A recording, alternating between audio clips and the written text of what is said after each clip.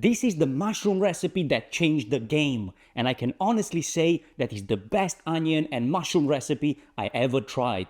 Now, while button mushrooms are lighter in flavor and more versatile, in this situation we need something slightly stronger, we need something slightly richer, and that's why we're using chestnut mushrooms. Now set the pan on medium-high heat, and to this we're going in with about 3 to 4 tablespoons of olive oil. And I know it looks kind of a lot, but once we combine all the ingredients and that oil is full of flavor, you'll see, you'll almost use it as a sauce. Now when the oil is hot enough, we can go in with the mushrooms. And in this situation, we're not going to cut them into smaller bits because during the cooking process, they will shrink anyway. Over the mushrooms, we can go with 2 small sliced onions. Now in terms of seasoning, I'm only adding about 1/4 teaspoon of freshly ground black pepper.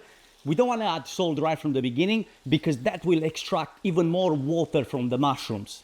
Now the plan is to cook this for about 15 to 20 minutes or until the onion is caramelizing. But after about 10 minutes of cooking, we're gonna also go in with 4 cloves of chopped garlic.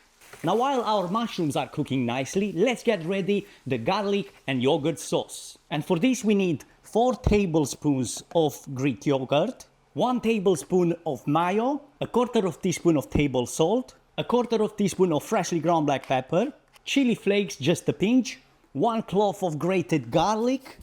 If you like more garlic, you can definitely add more, but bear in mind that raw garlic is always going to have a stronger aroma than cooked garlic. And last but not least, we want to add in some chopped herbs. We got fresh dill and fresh chives. Now after about 17 minutes of cooking, it's time to add other ingredients in.